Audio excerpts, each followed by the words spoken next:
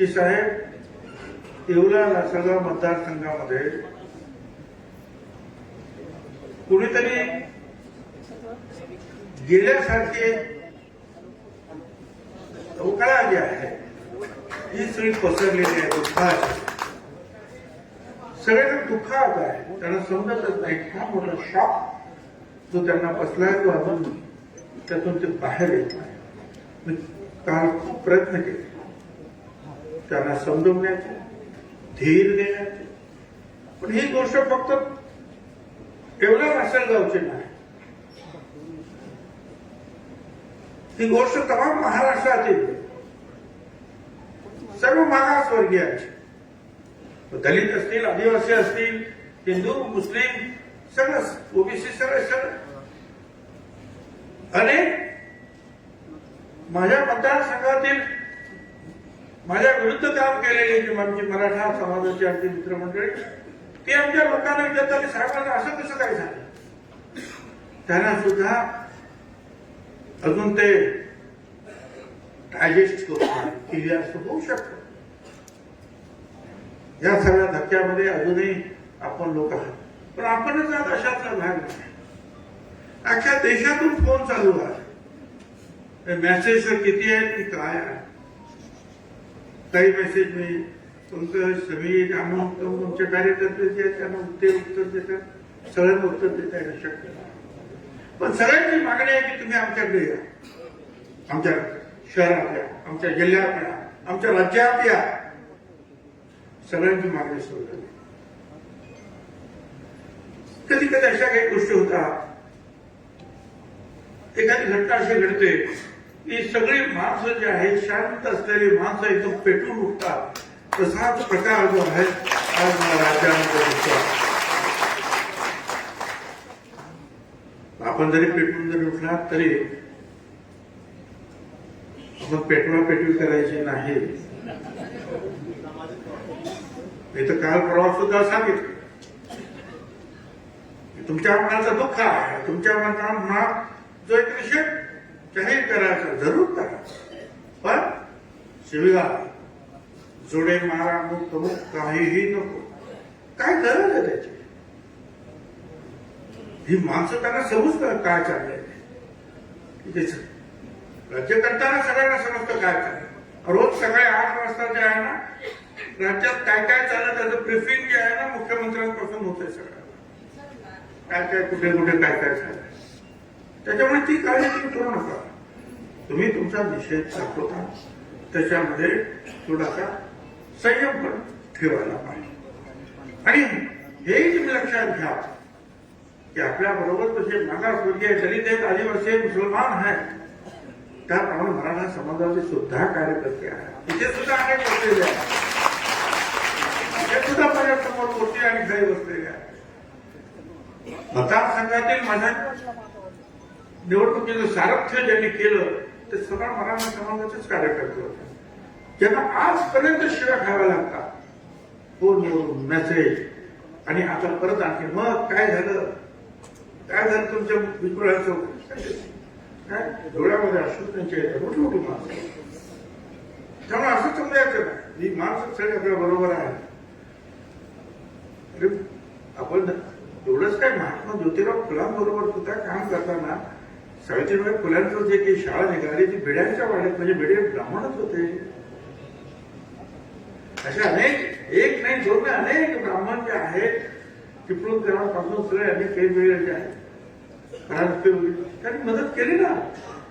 पण काही लोकांची मनोवृत्ती जे अनेक लोकांची मनोवृत्तीची कोणती छोटी असते, थोडे तरी लोक त्याच्यामध्ये असे असतात की जे समजदार असतात, की त्यांना वाटतं की नाही हे बरोबर नाही, हे चूक आहे.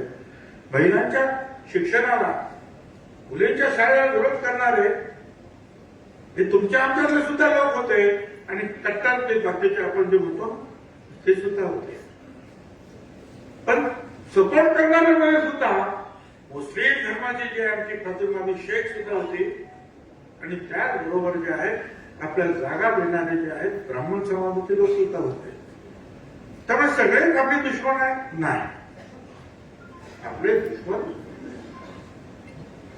एका आमच्या विरोधात आम्हाला संपायला निघालेल्या आहेत, त्यांना आमचा विरोध आहे. त्यांना हे समतेचं चक्र उलट फिरवायचं आहे, त्यांना माझा विरोध आहे. जात-पात नष्ट करण्यासाठी आम्ही प्रयत्न करतो. शेवटी आरक्षण आरक्षण हे आहे काय, कशासाठी? म्हणजे किती वेळा सांग, आरक्षणाने एका दिवसात, एका वर्षात, 5 वर्षामध्ये सगळे प्रश्न सुटत नाही. आणि सगळे प्रश्न सुटले असते आमचे दलित आणि आदिवासींना एवढ्या मोठ्या प्रमाणावर लोकसभेत, विधानसभेत आणि इतर ठिकाणी मोठ्या प्रमाणात आरक्षण आहे. आपल्याला कितीतरी दलित समाजाचे आहेत, कलेक्टर एसपी सापडते, आदिवासी समाजाचे सापडते. पण आजही झोपडपट्ट्यात गेलं तर तेच माझे गरीब बांधव दलित आदिवासी सापडतात. पण असा एक धन करून दिला की बस आरक्षण मिळाला की ताबडतोब सोडायचे कौल आपल्या घरावर बसणार. आरक्षणाचा हेतू बाबासाहेब आंबेडकरांना प्रभू ठेवायचा होता. खरं म्हणजे महात्मा ज्योतिराव फुलेंचाच होत्या. महात्मा ज्योतिराव फुलेंनी त्या वेळा म्हटलं की कामे द्यावे वाटणं जातीच्या प्रमाणात. म्हणजे काय, सगळ्या जातींना जे आहे तुम्ही काम वाटून द्या. शिक्षणाच्या बाबतीमध्ये सगळ्यांना शिक्षण द्या, समान न्याय द्या. ही जी मागासवर्गीय मंडळी जी आहे ही हळूहळू पुढे येतील, त्याच्यासाठी त्यांना आरक्षण द्या. त्यातल्या काही लोक जे आहेत मोठ्या हुद्द्यावर जातील, आणखी त्यांच्या बरोबर इतर लोक जातील. ही प्रक्रिया हळूहळू 5000 वर्षातील या जातीचं जे चांगलं सगळं सुरू आहे या देशामध्ये, आणि हजारो जाती ज्या आहेत त्याच्या हजारो मागासवर्ग आहेत, काही शेकडा असतील कदाचित की ज्या पुढारलेल्या आहेत. पण हे जर बघायचं असेल चित्र तर त्याला वेळ तर लागेल. आणि म्हणून हे आरक्षण पण मराठा समाजाला आपण कधी विरोध केला? आतापर्यंत 3 वेळा मराठा समाजाला वेगळं आरक्षण द्या म्हणून कायद्याचा मुद्दा विधानसभेत आला, मंत्रिमंडळात आला. छगन भुजबळ पहिला हात वरती करा, त्यांना आरक्षण वेगळं आरक्षण द्या.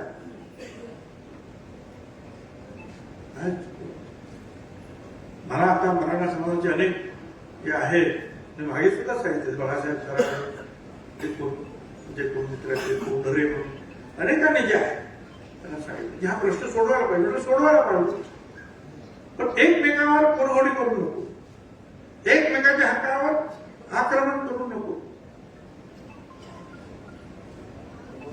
त्यातील एका पुढाऱ्याने तुम्हाला सांगितलं स्पष्टपणे, साहेब एका ठिकाणी जे आहे आरक्षण जे आहे 128 मार्क्स मिळाले मराठा समाजाचे आरक्षण, त्याला ऍडमिशन मिळालं, त्या नोकरीत असेल, धंद्यात असेल, शाळेत असेल.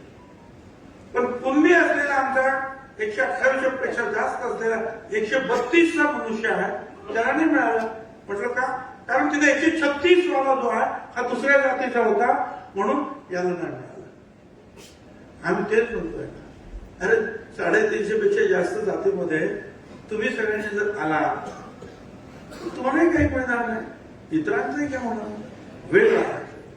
आणि त्यातून त्यांना सांगण्यात त्यांचं म्हणणं होतं की जो EWS म्हणजे इकॉनॉमिकल विगर सेक्शन साठी 10% जे मोदी साहेबांनी दिलं, हे जे आहे त्याच्यामध्ये मागच्या वेळेला जाहीर झालं 10% फक्त एकटा मराठा समाज 8.5% होता. एकटा मराठा समाज 8.5%. आणि तुम्हाला मी हेही सांगतो, हे मराठा समाजाचे 58 मोर्चे झाले शांततेनं. त्याच वेळेला गुजरातमध्ये पाटीदार, वरती गेल्यानंतर राजस्थान, तिकडे गुजर, जाट, सगळे जे कापूर, ते सगळे जी आंदोलन होती की 10% आरक्षण दिल्यानंतर संपली, कारण त्याच्यामध्ये मंडळी जाऊन बसली. त्याचप्रमाणे मराठा समाजाची मंडळी सुद्धा यात जाऊन बसली. पण आता काय झालं? आता असं झालं मराठा समाजाला वेगळं आरक्षण मिळालं म्हणून ते कुठेही जाऊ शकत नाही. ओबीसी समाज आणि दलित समाज त्यांचं आरक्षण त्यांना मिळालं म्हणून ते सुद्धा जाऊ शकत नाही. ईडब्ल्यूएस मध्ये आहे कोण? 10% आहे कोण? कारण एका आरक्षण एकदा मिळालं तर दुसऱ्या आरक्षणात तुम्हाला घुसता येत नाही. आणि आज परिस्थिती आली अशी आहे की नुकसान होत आहे. त्यांचं म्हणणं आहे की मराठा समाजाचं मी सांगितलं मग त्यांना सांगा ना, तुमचे जे नवीन नेते जे आहेत त्यांना समजून सांगा. मी तर तुमच्याबरोबर बसायला तयार आहे, मार्ग काढायला तयार आहे. पण आपण एक लक्षात ठेवा, आपण मराठा विरुद्ध नाही. आपण जे लोक आमच्यावर कुरघोडी करण्यासाठी प्रयत्न करतात असे जे कोणी असतील त्या सगळ्यांना विरोध करणं हे तुमचं माझं काम राहणार.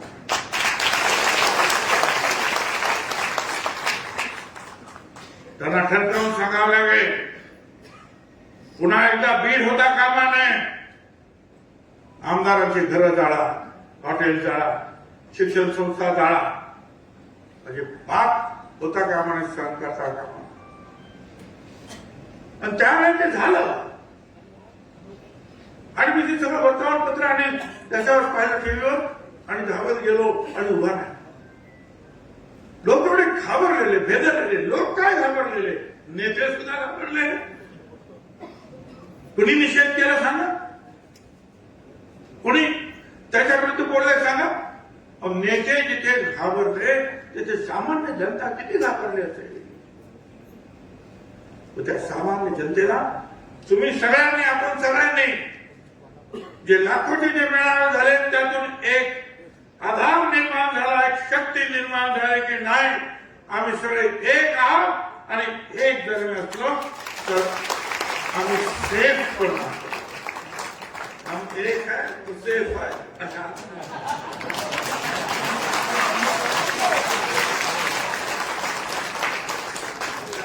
सेफ आहे. आपण सगळे हिंदू मुसलमान आम्ही सगळे सेफ आहोत. ओबीसीची मंडळी, मागासवर्गीय मंडळी एक असतो तो. होय, मुस्लिम समाजामध्ये सुद्धा काही लोक माहीत नसेल. मी त्यावेळेला त्याच्यामध्ये पुढाकार घेऊन ते आमचे जे आहेत ना शिबिर अन्सारी साहेबांना माहिती आहे, दिलीप कुमारजी आले होते मंत्रालयात. त्यांनी सांगितलं, भुजबलजी तुम माली समाज के है? मैं बोला हाँ. तो तुमको आरक्षण है? मैं बोला हाँ. तो मैं बागवान हूँ, मतलब माली हूँ, तो मेरे को क्यों नहीं है? मैं बोला बराबर है, तुम माली है तो तुमको मिलता है, तो मैं भगवान बराबर ना. त्यांनी मला सत्कार केला. म्हणजे कासार आहे, तिथे बनियार आहे, हे असे जे कुरेशी आहे तिथे खाटिक आहे. आणि त्यातल्या काही लोकांना मग त्यावेळेला पवारसाहेब मला वाटत होते, विलासराव होते. काय म्हटलं ठीक आहे, ते पण गरीब आहेत, त्यांना आम्ही कुणाला विरोध केला ना. ज्या वेळा आरक्षण सुरू झालं त्यावेळेला फक्त 250 जाते होते, आता 450 जाते. पण हे आम्ही लढलो.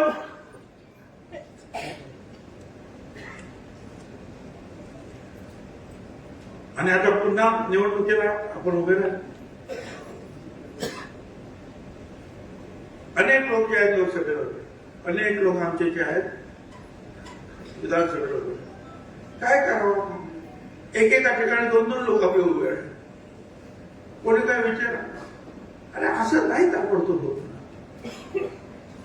ताबडतोब जे आहे ही सगळी मंडळी जी आहेत, तुम्हाला जर निवडून यायचं असेल तर त्या मतदारसंघामध्ये तुमचं मजबूत काम पाहिजे आणि त्याचबरोबर सर्व समाजाचा सपोर्ट पाहिजे. आणि त्याचबरोबर जर एखाद्या मोठ्या पक्षाचा सपोर्ट असेल तर ते अधिक चांगलं असतं. तर ही माणसं जे आहेत निवडणूक मग निवडून येतात. तर हे सगळं आपल्याला हळूहळू शिकावं लागेल. राजकारणात अजूनही मला असं वाटतं की आपली माणसं थोडीशी कच्ची दिसतात आणि जे निवडून येतात ते अजिबात एक शब्द बोलत नाही आपल्याला. त्यांना माहिती आहे आपण जर बोललो तर आपल्याला लोक निवडून देणार नाही. त्यांचं काही चुकतं असं मी समजणार नाही. कारण माझ्या सुद्धा मतदारसंघामध्ये ज्या वेळेला हे महाशय आले तिथे सलाईनचे लावलेले जे इंजेक्शन आणि मी आजारी आहे, आता माझं काय होणार मला माहित नाही, पण माझ्या लेकरा बाळांचं पुढे काय होणार आहे माझ्या समाजात, हा मनुष्य याला पाळा, म्हणजे मला पाळा. खूप त्याला परिणाम सुद्धा झाला. परिणाम असा झाला की जवळ 60-70 हजार लोक माझी कमी झाली. पण तिथल्या सगळ्या लोकांनी, हिंदू मुसलमान, मराठा समाजाचे सुद्धा आमचे लढवई 5% का 10% काय असतील मतं ते आम्हाला पडलेच. परंतु संपूर्ण आदिवासी समाज, संपूर्ण दलित समाज, संपूर्ण मुसलमान समाज, संपूर्ण गुजराती मारवाडी समाज, संपूर्ण ओबीसी समाज एक गोष्टीनं उभा राहिला आणि सगळं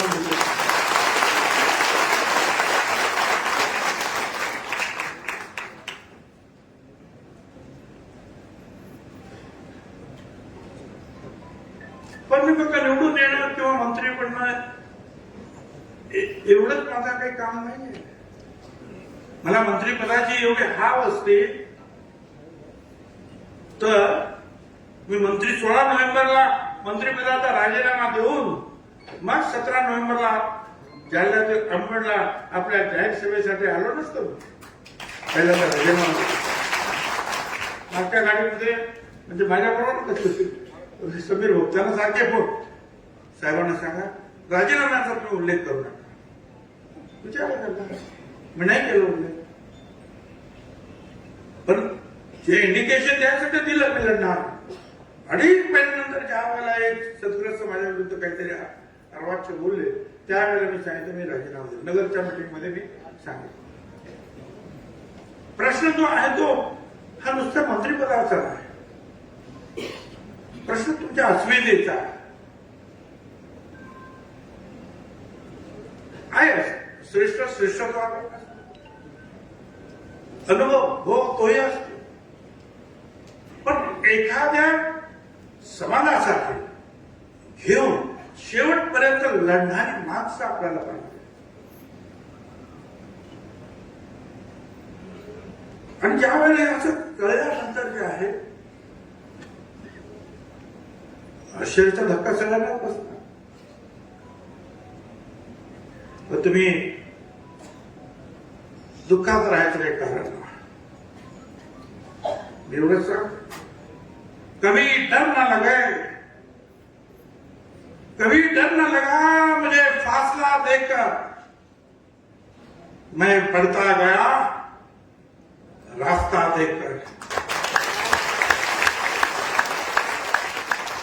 खुद ही खुद नजदीक आती गई मंजिल, मेरा बुलंद हौसला देखकर. हौसला तुम्हाला बुलंद हो.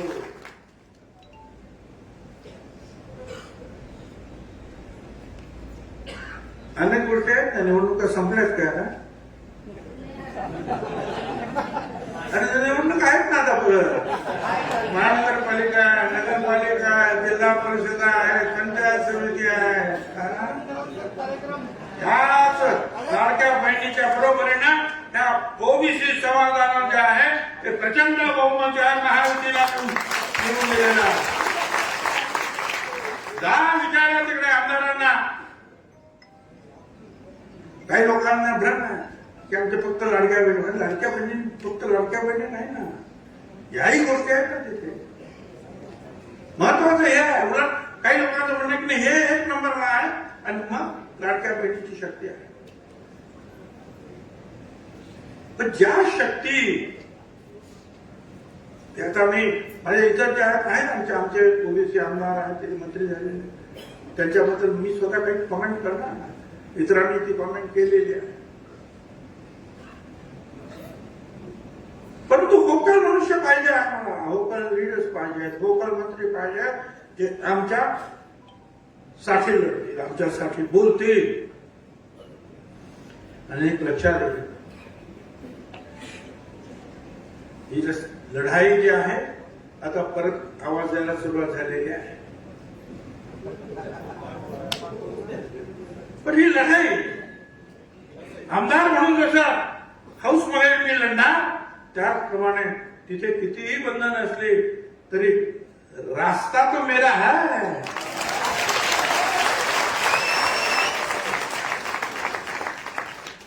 रस्त्यावरती लढाई आम्ही घेऊन जाऊ. गावागावातून कोण येतातच आहे, जिल्ह्या जिल्ह्यातून कोण येत आहे, राज्यातून कोण येत आहे. भुजबल साहब आप हम आपके साथ है, ताकत बढ़ा. आणि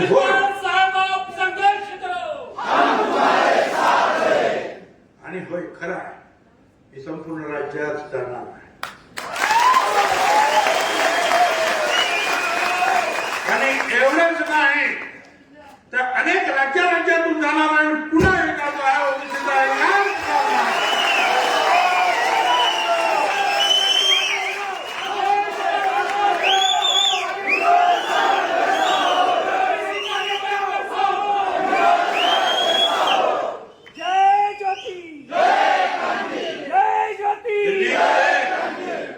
दिल्लीमध्ये रामलीला मैदान भरवलेलं सगळ्यांनी पाहिलं.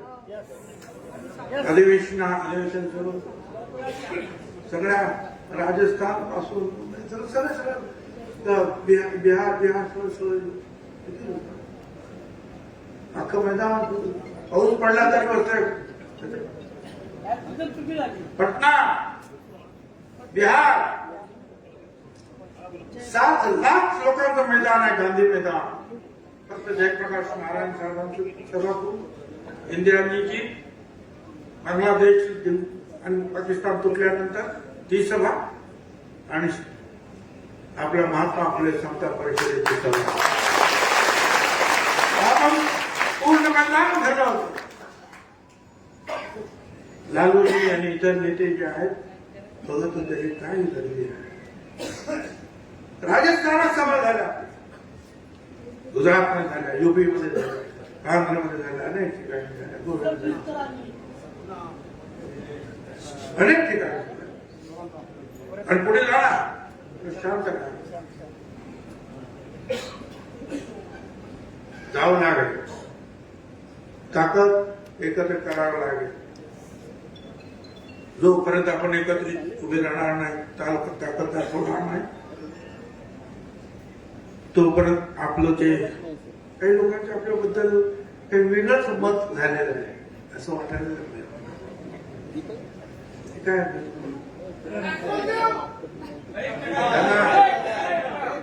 त्यांना मला सांगायचं, मेरे बारे में कोई राय मत बनाना गाली. मेरे बारे में कोई राय मत बनाना गाली. एक ऐसा दौर आएगा, मेरा वक्त भी बदलेगा और तेरी राय भी बदलेगी.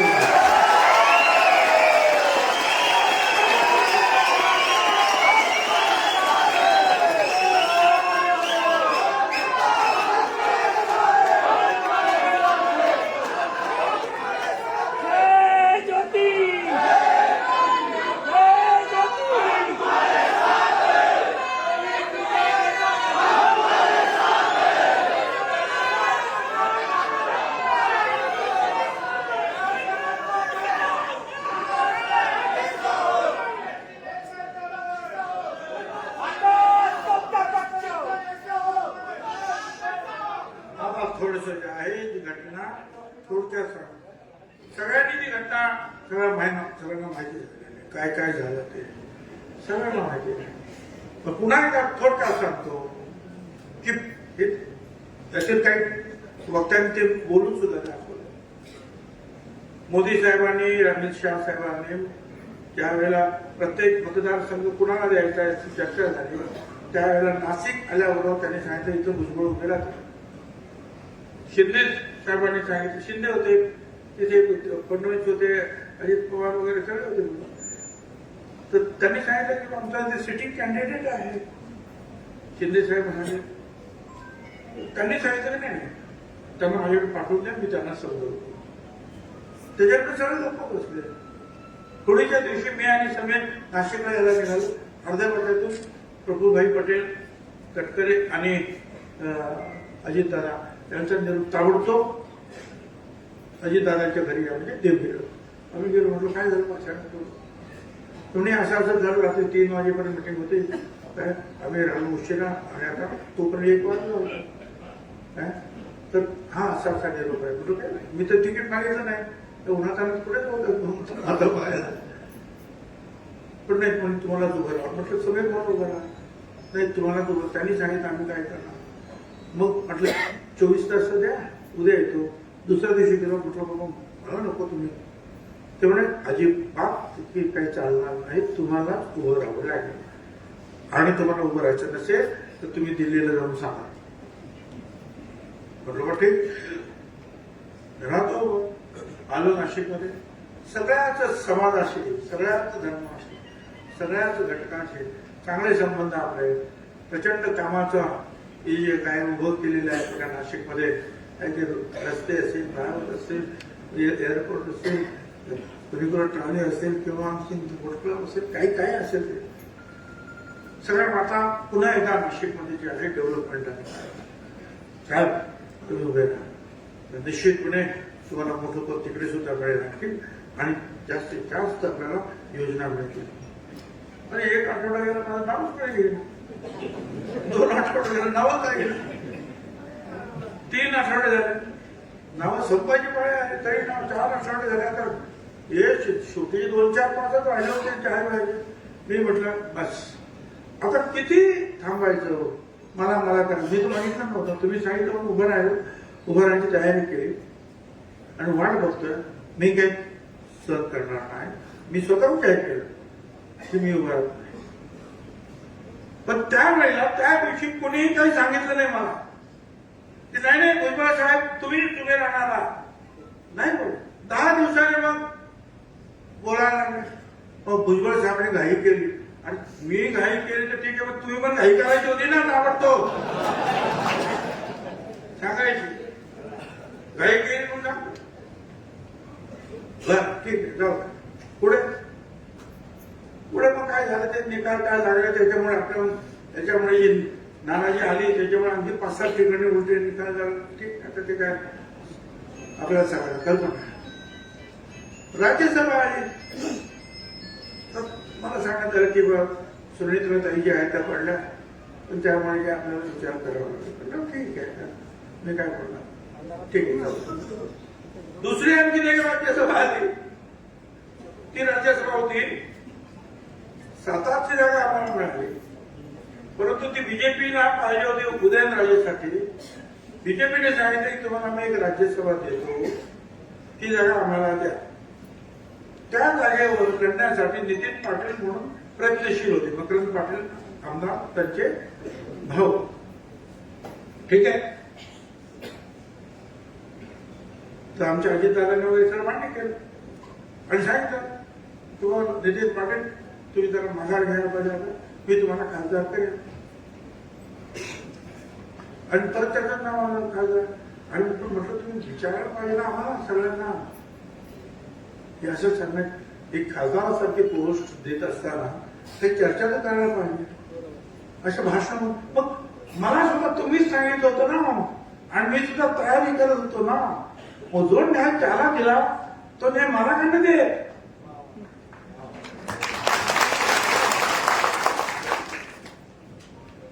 काय गरबी मुरगी दाल बरोबर काय नाही. तुमच्या गरज जी आहे ती राज्यामध्ये जास्त आहे, तुम्हाला लढावं लागेल. कारण अडचणीत आलो त्या दिवशी त्यावेळेला लोकसभेचे निकाल जरा उलटे सुलटे झाले. आपल्या पक्षाला पुढे न्यायचं असेल तर तुमचा चेहरा पाहिजे आम्हाला निवडणुकीमध्ये. ठीक आहे, राहिलो काय झालं तर तुम्हाला मी सांगेन. सगळ्यांच्या मिटिंग माझ्या विरोधात तिथे झाल्या. रात्र 10 वाजता दारावर जाण्यासाठी कोणी ते पुढारी आले, आंतरवेळी सराटीचे सगळ्यांचे. आणि ते रात्री 2 वाजेपर्यंत माझी मिटिंग असल्या तर तिथेच नेमके ते पाटोद्याला मिटिंग तिथे, लासाला मिटिंग तिथे. 10 वाजता आमच्या मिटिंग बंद केल्या आम्ही, त्यांच्या मिटिंग 2 वाजेपर्यंत चालू. पण त्याचा परिणाम झाला. मतदार कमी झालं, पण आमचे लोक हिमतीनं लढले. आता ती हिमतीने लढले. आता मला सांगतात ते, कारण मकरंद पाटलांना मंत्री करायचं ते त्यांनी केलं. तर मग त्याच्यासाठी सांगितलं की आता त्याच्या भावाला आम्ही राजीनामा द्यायला सांगतो खासदारकीचा. तो खाली येईल, मकरंद पाटलाला मंत्री करायचं केलं मंत्र्यांनी, त्या जागेवर तुम्ही जा. म्हटलं कसं काय, तुमच्याकडून तुम्हाला जायचं होतं ना. जायचं होतं मग, पण आता काय वेळ काय आणि मला पाठवायचं होतं तर निवडणुकीला उभंच करायचं नव्हतं ना. शांततेने निवडणूक झाली असते ना. मला तुम्ही निवडणुकीला उभं केलं आणि त्या लोकांनी जेव्हा ते राम करून माझ्यासाठी जे लोक लढले ते डोकी फोडून घेतील ना. काय सांगू मी त्यांना, कारण राज्यसभेवर ते मला पाठवणार तर इथे मला ताबडतोब राजीनामा द्यावा लागेल. तोरी ठिकाणी राहता येत नाही. पण तुम्ही राजीनामा तिथं द्यायचा, राज्यसभेवर जायचं, त्या लोकांनी माझ्या काय म्हणायचं. नाही म्हटलं तरी काहीतरी 1.5 लाख पडलेली असेल ना. मला काय करायचं त्यांनी, कोणाला बघायचं, कपाळ आपटून घेतील विचार. मी म्हटलं हे काय होणार, मी माझ्या लोकांना आज सोडू शकत नाही.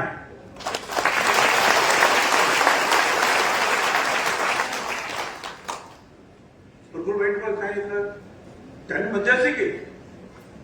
त्यांनी निवड मांडला, समीर बाबूकडे माझी चर्चा झाली. मी आम्ही तेच सांगितलं, म्हणजे ठीक आहे ते म्हणाले बरोबर आहे तुमचं म्हणून.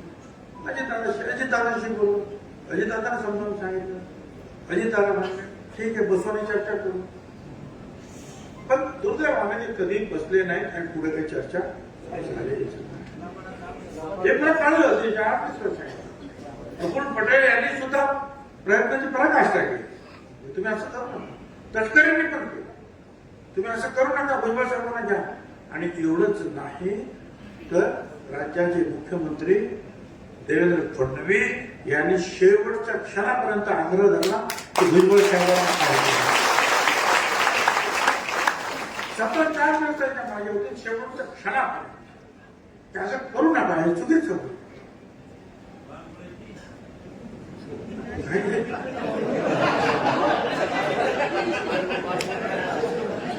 ठीक आहे, आता हे जे झालं ते झालं.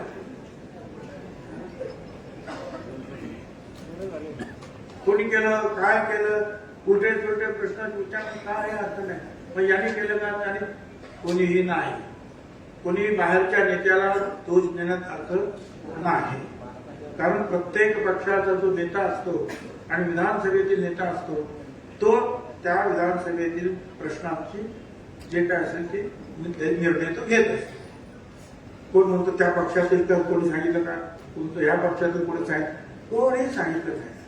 उलट सगळ्यांनी मला फोन आले, असं कसं काय झालं.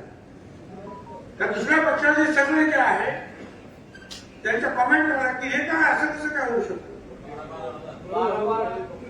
म्हणजे काँग्रेस पक्षाचे ते झाले, पवारसाहेबांच्या पक्षाचे आले, आणखी काय म्हणतो उद्धव ठाकरेंचे जे आहे ते झाले बावनकुळे. आमचा बीजेपीचा अध्यक्ष तो सुद्धा ओपनली जे आहे, उघडपणे जे आहे सांगतो. आता काय करतो, मला एवढं सांगायचं. ठीक आहे, प्रश्न माझ्या आमदार मंत्रिपदाचा नाही. प्रश्न जो आहे हे जे सगळे प्रश्न जे आहेत समाजाचे जे उभे राहतील त्यावेळेला संरक्षणाची ढाल कोण उभी करणार आहे, कोण करणार.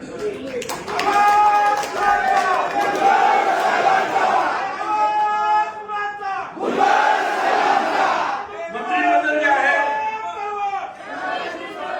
मंत्रिपद किती वेळा आली, मंत्रिपद किती वेळा आले आणि किती वेळा गेली. विरोधी पक्षात सुद्धा बसवला बसलो ना, विरोधी पक्ष नेता म्हणून सुद्धा काम केलं ना कितीतरी वेळा. पण त्याचं काय एवढं काही दुःख, पण आता सरकार एवढं सगळं ओबीसींना दिल्यानंतर हे असं का, हा प्रश्न जो आहे राज्यातील आणि देशातील सुद्धा अनेकांना पडलेला आहे. वेगळा असं आहे हा प्रश्न. एका कशासाठी, याच्या पाठीमागे हेतू काय तुमचा, काय हेतू आहे, काय बिघडलं असेल? ठीक आहे, मंत्रिपद असेल तर रस्त्यावर मी आहे ना, लढणार आहे, बोलू, तो मुद्दा नाही. सभागृहात सुद्धा मी आहे, लढणार, बोलू. परंतु हे जे आहे अवहेलना करण्याचं शल्य जे आहे ते मनामध्ये जे जास्त आहे. असं का कोणाच मला एवढं सांगा, अनेकांनी जे आहेत काही सूचना सुद्धा केल्या, असं करा, तसं करा, येऊ करा, तेव्हा करा, सगळ्यांशी चर्चा करावी. मी आता परत उद्या परवा मुंबईला जाणार. मुंबईला तुम्हाला सगळ्यांना कल्पना आहे, आपले बाकीचे जे काही तिथं ओबीसीचे जे लिडर्स आहेत, एल्गारमधले लिडर्स आहेत, त्यांचे फोन येत आहेत, आम्हाला भेटायचं, आपण चर्चा करायला, त्यांच्याबरोबर चर्चा करायला लागेल. देशातील राज्यातील इतर काही लोकांना चर्चा करावी लागेल आणि नंतर जे काही ते आपल्याला कदाचित पाऊल उचलावं लागेल. घाई करून जे आहे ते प्रश्न सुटत नाही. कुठेही घाई उडी मारणं असं नाही. त्याच्यासाठी विचारपूर्वक जे काही करायचं असेल त्यामुळे तुमची साथ मला पाहिजे आहे.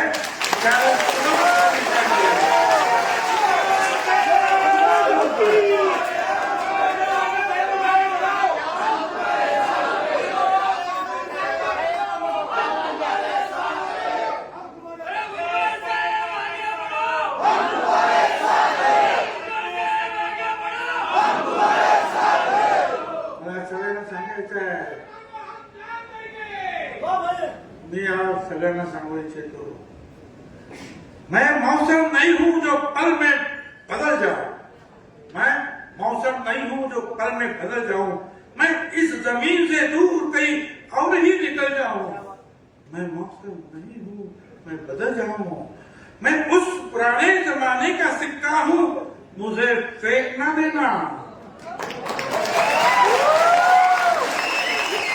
मैं उस पुराने जमाने का सिक्का हूं, मुझे फेंक ना देना. हो सकता है तुम्हारे पूरे दिनों में यही सिक्का चल रहा है.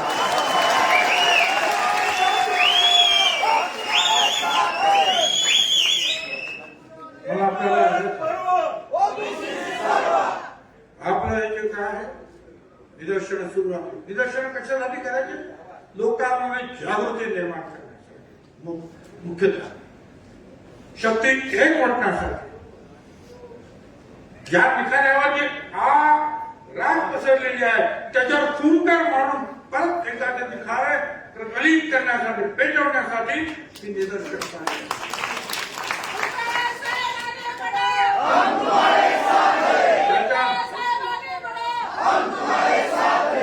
ते थांबताना नाही, त्याचबरोबर संयमाने सगळं करतात. कुणाचा अपमान करायचा, आपलं दुःख, आपलं निर्धार व्यक्त करायला. मग सांगितलं तुम्हाला जिथे मला आता आमंत्रण ना त्या ठिकाणी मी जाणार. काही करायचं कारण मी आहे, मंत्रिपदावर नसलो तर मी तुमच्या बरोबर आहे.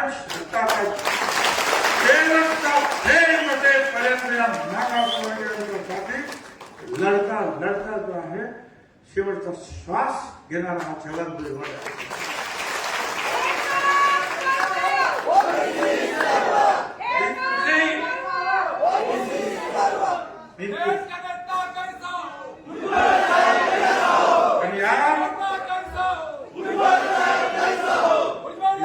कुठच्याही दबावाला सुद्धा बळी पडणार. लक्षात ठेवा, जिथे आपले प्रश्न, तुमचे प्रश्न आहेत, गोरगरिबांचे प्रश्न आहेत, तिथे आपण सगळ्यांना एकजुटीने उभं राहायचं. मी तुमच्या बरोबर राहणार आहे. अनेक राज्यातले लोक आज असे नाही आले, ते तुमच्या बरोबर राहणार. देशातले लोक तुमच्या बरोबर राहणार. तर तुम्ही हिंमत ठेवा, हिंमत तुमची ठेवा, वाट पहा. तोपर्यंत आपलं काम चालू ठेवा. पुढे कदाचित आणखी काही संकट येण्याची शक्यता नाकारता येत नाही समाजासाठी. त्यावेळेला पुन्हा एकदा आहे ओबीसी एल्गार पेटवावं लागेल.